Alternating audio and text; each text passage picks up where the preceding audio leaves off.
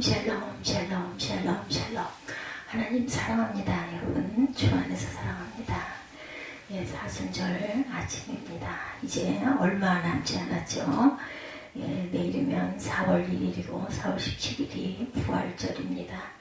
요한복음 16장 25절에서 33절 말씀, 예, 우리가 잘 아는 말씀입니다. 33절에 보니까 예, 세상에서는 너희가 환난을 당하나 담대하라. 내가 세상을 이기었노라. I have overcome the world. 이렇게 말씀하고 계세요.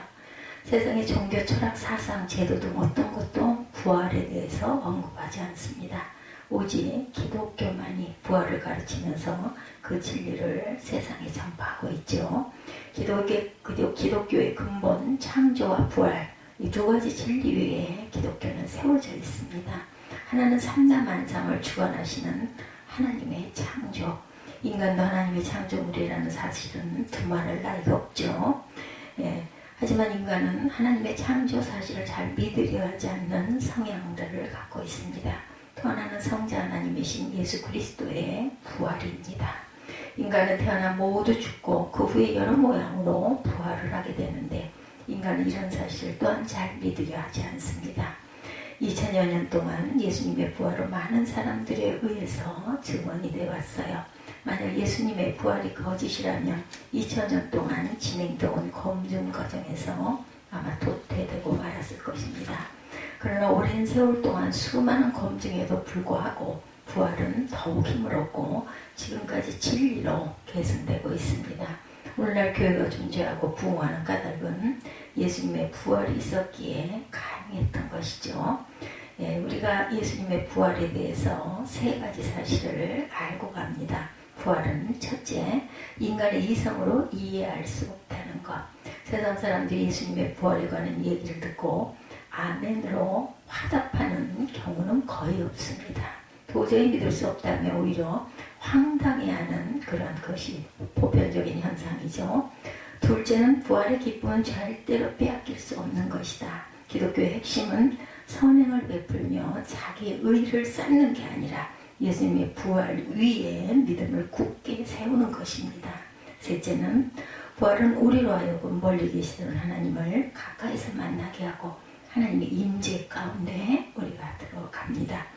기도의 혁명을 일으킨 그 부활을 보면 본문 말씀을 통해서 세 가지 사실을 나눕니다. 첫째, 부활은 우리의 기도를 한층 더 높은 차원으로 인도합니다. 흔히 우리는 희망의 기도와 약속의 기도를 하게 돼요.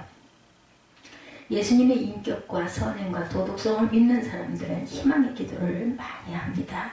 이랬으면 좋겠다, 저랬으면 좋겠다 하는 소원들을 아뢰죠. 그러나 신앙은 희망을 넘어서는 것입니다. 부활의 예수님을 경험한 사람들은 약속의 기도를 많이 합니다. 예수가 지금까지 너희가 내 이름으로 아무것도 구하지 아니하였으나 구하라. 그리하면 받으리니 너희 기쁨이 충만하리라. 요한복음 16장 24절 말씀이죠. 그 약속을 따라 기도하는 거죠. 덧붙여서 부활은 약속의 기도를 넘어서 하나님 아버지께 인도한다는 사실을 알게 됩니다. 25절 말씀이죠. 이것을 비유로 너에게 일렀거니와 때가 이르면 다시는 비유로 너에게 이르지 않고 아버지에 대한 것을 밝히 이르리라. 이렇게 말씀하고 있어요.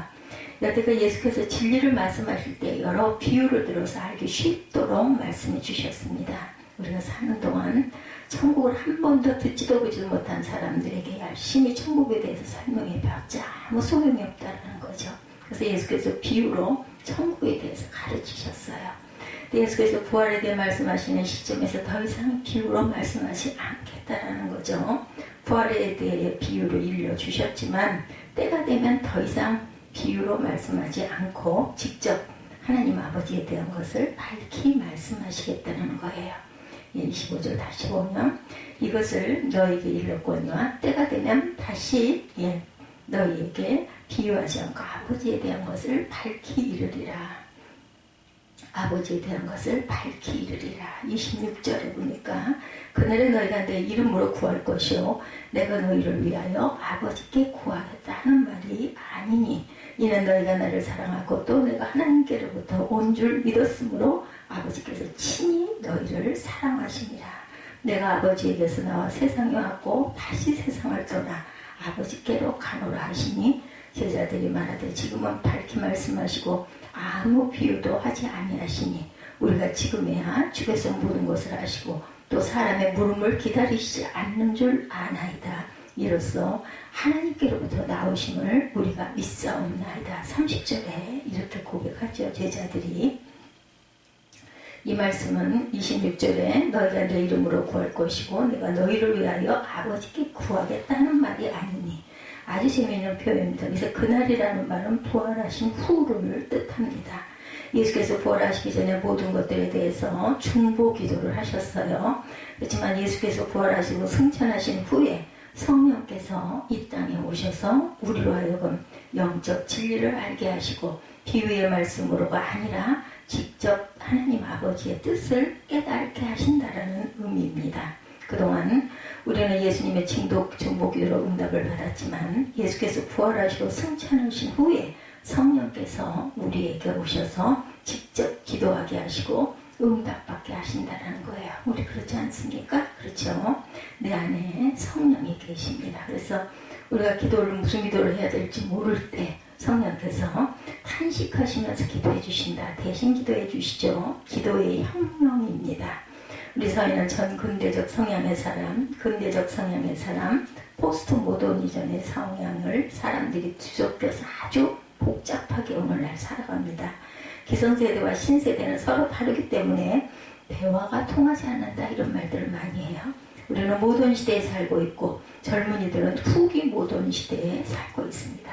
여호와 예수를 믿는다고 할 때도 부활을 믿는 사람들이 있는가 하면 믿지 않은 사람들도 있어요. 마찬가지로 기도를 할 때도 목마른 기도를 하는 사람이 있는가 하면 약속의 기도를 하는 사람이 있습니다. 같은 시간에 한 자리에 나란히 앉아있는 부부들도 아니면 형제 자매들도 저마다 영적 이해와 경험이 다르기 때문에 기도의 내용이 제각각 다르죠. 본문 말씀에서 예수께서 주시는 메시지는 우리가 진정으로 부활을 알게 되면 더 이상 예수님을 필요하지 않는다라는 거예요. 왜냐하면 예수께서 부활하시고 승천하신 후에 성령께서 우리 안에 오셨어요. 예수님의 이름으로 기도하는 것을 가르쳐 주셨죠. 따라서 우리는 약속의 기도들이 성취되는 기적들을 경험할 수 있는 거예요. 뭐에 따라? 믿음의 분량에 따라서. 현대를 사는 우리는 도덕적이고 윤리적이고 율법적인 신앙을 극복하고 한 차원 높은 믿음의 세계를 맛보고 가야 합니다. 우리는 죄를 지을 것인가 말 것인가에 고민하는 단계를 넘어서야 하는 거죠. 홍해를 건너기 전에 애고에 있는 차원이 아니에요. 같은 죄를 반복해 짓고 육체의 소욕에 따라 움직이는 단계가 아니라 부활하신 예수님을 가슴에 품고 성령 충만으로 승리의 삶을 사는 단계라는 것입니다. 예수께서 부활하시고 승천하신 후에 성령께서 지상으로 오셨기 때문에 이제 우리는 예수님의 중보기도를 필요하지 않게 되었다. 바뀌었어요. 차원을 넘었습니다. 성령께서 친히 우리 안에 역사하셔서 기도하게 하시고 그 기도에 대한 응답도 이미 이루어진 것으로 확신하는 믿음을 주시는 거죠. 그래서 우리가 아멘, 아멘 하죠. 삼위일체 하나님이심을 알게 하는 부활입니다. 둘째 부활은 예수께서 삼위일체 하나님이신 것을 알게 한다. 27, 8절 말씀이죠. 이는 너희가 나를 사랑하고 또 나를 하나님께로 온 줄 믿는 거로 아버지께서 친히 너희를 사랑하시니라. 내가 아버지께로 나와 세상에 왔고 다시 세상을 떠나 아버지께로 가노라 하시니. 사람이 부활을 믿는다는 것은 그 사람이 성령을 받았다는 증거가 됩니다. 성령님께서 이 땅에 오셨기 때문에 이제 우리는 예수님의 이름으로 직접 기도할 수가 있죠. 또 성령께서 비유 없이 직접 진리를 깨닫게 하십니다. 그리고 예수께서 하나님의 아들이신 것도 가르쳐 주셨어요. 삼위일체 진리에 대해 알게 되고 그 분기점이 바로 부활 사건이다. 우리는 예수께서 어디서 오셔서 무엇을 하시다가 어디로 가시는지 분명히 알아야 되죠. 제자들은 예수께서 하나님께로부터 오셔서 하나님의 일을 하시는 것까지 알았어요. 그러나 예수께서 하나님께로 돌아가신다는 것에 대해서 이해를 못하죠. 그래서 베드로가 절대로 그래서는 안 된다고 하다가 예수님께 야단을 맞는 그런 말씀이 있습니다. 제자들이 예수님의 부활을 이해하고 기억하고 있었다면 예수께서 십자가에서 죽으시고 살아나신 후에 하나님 아버지께로 돌아가시는 것까지 연결할 수 있었을 텐데 상상을 할 수가 없는 거예요. 일어나지 않은 일이고 아무리 생각해도 이건 정말 말이 안 돼. 과거와 현재는 미래와 연결이 되어야 생명이 살아나죠. 지금 우리가 고민하는 이유도 과거도 있고 현재도 있는데 미래를 볼 수 없기 때문이에요. 우리 삶 속에서도 과거로 인해 괴로워하고 현재에 목마르며 미래에 대해서 확신할 수 없어서 불안해집니다. 현실 미래와 연결된 가능성이 없어 보이기 때문에 우리 삶은 불투명합니다. 조각이 납니다. 과거와 현재와 미래가 하나로 연결되어 인생을 보는 눈이 생기는데 안타깝게도 미래를 보지 못하고 있다는 것이죠. 우리가 미래가 더욱 중요한 이유는 인생이 죽고 난 후의 일이기 때문입니다. 우리가 할 수 있는 게 아니에요. 그렇죠? 인간은 사후세계에 대해서 전혀 알 수가 없습니다. 따라서 현실에서 불안에 떨고 있다는 거죠. 우리가 부활의 신앙을 갖는다면 미래를 볼 수가 있습니다. 예수께서 가라사대 나는 부활이요 생명이니 나를 믿는 자는 죽어도 살겠고 무릇 살아서 나를 믿는 자는 영원히 죽지 아니하리니 이것을 내가 믿느냐. 요한복음 11장 말씀입니다. 성령께서 임하시면 우리는 미래를 볼 수 있을 뿐만 아니라 천국을 볼 수 있습니다. 너희는 마음에 근심하지도 말라. 하나님을 믿으니 나를 믿으라. 내 아버지 집에 거할 곳이 많도다. 14장에 말씀하죠. 따라서 미래를 볼 수 없어도 불안하던 것이 곧 사라지게 됩니다. 예수께서 아버지로부터 오셔서 다시 아버지께로 돌아가신다는 말씀에 대해서 이제는 이해가 갑니다. 이렇게 말하죠. 부활은 예수께서 하나님의 아들이시고 하나님으로부터 오신 분이라는 영적 깨달음을 줍니다. 29절과 30절에 제자들이 말하되 지금은 밝히 말씀하시고 29절에 보니 아무 비유로도 하지 아니하시니 그 성경에는 비사로 나와 있어요. 비유죠. 아무 비유로도 말씀하시지 않으니 이로써 하나님께로 나오심을 우리가 믿사옵나이다. 이 말씀대로 우리도 고백할 수 있어야 된다라는 것. 30절에 우리가 지금에야 주께서 모든 것을 아시고 또 사람의 물음을 기다리지 않는 줄 아나이다. 이로써 하나님께로부터 나오심을 우리가 믿사옵나이다. 이렇게 고백을 하죠. 우리가 부활을 믿지 않는다면 미래를 열 수도 없고 천국을 믿고 볼 수도 없다라는 것. 우리나라 사람들은 나란 일을 많이 걱정해요. 또 새 정부가 이제 곧 열리죠. 미래를 볼 수 있는 사람들은 그리 걱정하지 않습니다. 우리나라의 미래는 누구의 손에? 하나님의 손에 달려있기 때문에 우리는 사람들의 행동을 보고 걱정하는 것을 삼가고 하나님을 바라는 온전한 믿음을 가지고 바라봐야 합니다. 인생의 미래도 하나님의 손에 달려있어요. 또한 역사의 미래도 하나님의 손에 달려있습니다. 인생의 미래가 사람에게 달려있다면 얼마나 불안하겠습니까? 그러나 우리는 인생의 미래가 하나님께 달려있다는 것을 믿기 때문에 불안해하지 않습니다. 영원한 승리를 주시는 부활이죠. 셋째, 우리에게 궁극적인 승리를 가져다 줍니다. 부활은 31, 2절 말씀입니다. 예수께서 대답하시되 이제는 너희가 믿느냐? 보라 너희가 다 각각 제 곳으로 흩어지고 나를 혼자 둘 때가 오나니 벌써 왔도다. 그러나 내가 혼자 있는 것이 아니라 아버지께서 나와 함께 계시느니라. 이것을 너희에게 이르는 것은 너희로 내 안에서 평안을 누리게 하려 함이라. 세상에서는 너희가 환난을 당하나 담대하라. 내가 세상을 이기었노라.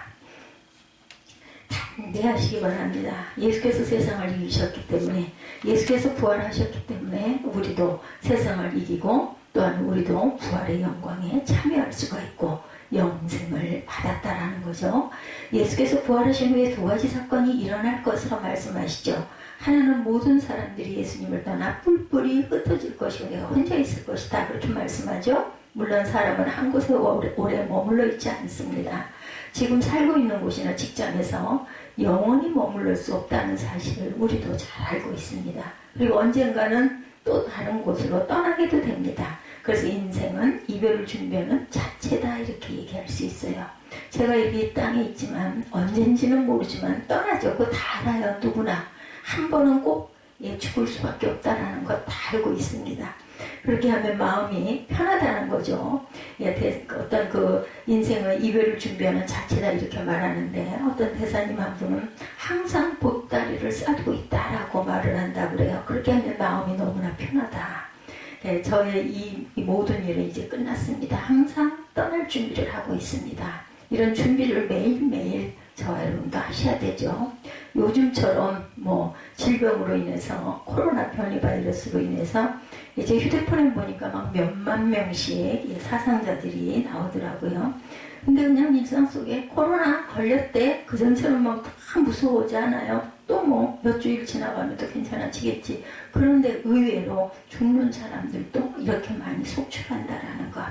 하나님께서 하던 일을 계속하고 계세요. 항상 떠난 준비를 하고 있는 사람들에게는 얽매여 있으면 부자유하고 노예가 된다.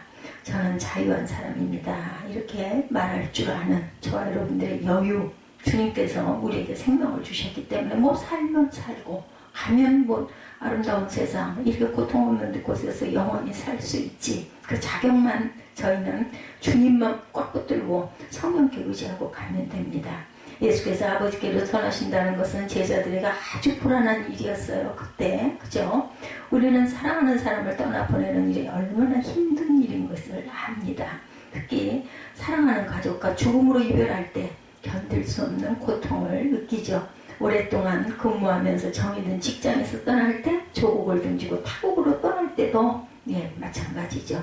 또 하나는 우리가 어떤 경우라도 절대 혼자가 아님을 또한 말씀하시죠. 우리가 가족과 이별하고 직장에서 나오고 조국을 떠나더라도 혼자가 아니고 아버지 하나님께서 함께 해주신다는 것. 주님께서 우리와 함께 임마누엘 해주시죠. 예수께서 제자들이 멀리 떠나 각각 흩어져 버려도 아버지 하나님께서 함께 하시기 때문에 혼자가 아니다 이렇게 강조하시죠. 우리는 사랑의 대상을 향해 집착하는 경향을 보이기도 합니다. 그 대상을 진정으로 사랑하고 있다고 착각하기 때문이죠. 진정한 사랑은 자신을 중심으로 하지 않습니다. 우리의 사랑이 집착인 이유는 지나치게 자기중심적이기 때문이다. 어느 한 사람을 사랑한 것 같지만 알고 보면 자신을 위한 사랑인 경우가 너무나 많습니다. 특히 사람이 죽었을 때 그런 현상을 확인하죠. 가족이나 친지가 죽으면 나는 어떡하라고 이렇게 울어요. 특히나 자녀들이, 어린 자녀들이. 그런데 자세히 내막을 들여다보면 죽은 사람이 불쌍해서라기보다는 자신의 앞으로 살아갈 일에 대해서 걱정하는 것을 우리가 알게 됩니다. 사랑도 자기 집착이고 욕심이고 그런 것은 진정한 사랑이 아니라는 거죠. 하나님의 사랑만이 진정한 사랑입니다. 정말로 사랑한다면 왜 헤어지겠습니까? 자기 욕심 집착을 사랑으로 착각하고 있었기 때문에 상대가 마음에 흡족하지 않으면 돌아서 버리는 것. 그래서 우리나라가 이혼 위기라고 그러죠. 정말 서로 사랑한다면 배우자의 실수를 감싸줄 줄 알아야 된다. 인생은 결국 홀로서기이죠.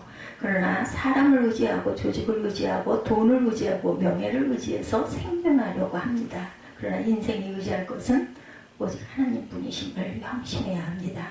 인생의 영원한 동행자는 하나님이시라는 것. 마지막으로 33절 말씀이죠. 이것을 너희에게 이름은 너희로 내 안에서 평안을 누리게 하려 함이라. 세상에서 너희가 환난을 당하나 담대하라. 내가 세상을 이기었노라 하시니라. 우리가 예수를 믿는다고 곧 유토피아를 맞이하게 되는 것은 아닙니다. 적과 꿀이 흐르는 가나안 땅이 펼쳐지는 것도 아닙니다. 오히려 우리에게 다가오는 것은 환난과 고난들입니다. 여기서 적과 꿀이 흐르는 가나안 땅은 환난과 고통 속에서 이루어지는 하나님의 나라를 뜻합니다. 그러니까 그 속에서 꽃이 피려면 얼마나 그죠? 무소리가 밤새도록 내려서 국화 한 송이가 핀다 하죠? 우리가 환난과 고통이 없다면 진정한 하나님의 나라를 세워갈 수가 없다라는 것. 주님의 평안과 담대함, 예수께서 제자들에게 세상에서 환난을 당하게 될 것이다 라고 미리 말씀하셨어요. 그리고 두 가지 복을 더하시죠. 예수님의 평안, 예수께서 세상에서 환난을 당할 것은 미리 말씀해 주시는 이유는 예수님의 평안을 누리기 위함이라. 환난을 이기는 최고 비결은 예수의 평안을 누리는 것. 그래서 샬롬이죠. 평안은 예수님 안에서 나옵니다. 세상은 결코 평안을 주지 못해요. 주님께서 주시는 평안은 우리로 하여금 환난을 이기고 이기고도 남게끔 넉넉히 충분히 주셨다는 것이에요. 배신을 당하고 분노가 일어 갈등할 때도 예수님의 평안으로 극복할 수가 있다. 우리는 환난을 당했을 때 예수께서 주시는 평안을 누려야 합니다. 또 한 가지 복은 담대함입니다. 우리가 환난을 당했을 때 담대해야 하는 이유는 예수께서 세상을 이기셨기 때문이죠. 우린 전쟁에서 승리하는 것이 아니라 승리한 전쟁 안에 있다라는 것을 잊지 맙시다. 이미 우리는 세상을 이기고 승리했어요.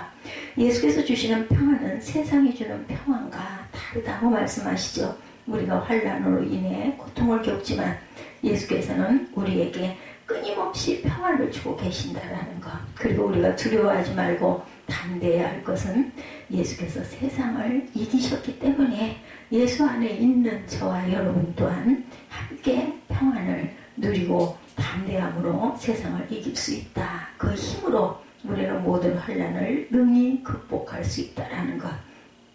이제 벌써 3개월이 갔습니다. 2022년이. 남은 9개월 동안 예수님의 평안으로 우리가 부활절을 기쁨과 감사로 맞이하고 그 평안 안에서 세상을 이기고 승리하시는 저와 여러분들이 되시기를 주님의 이름으로 축복합니다.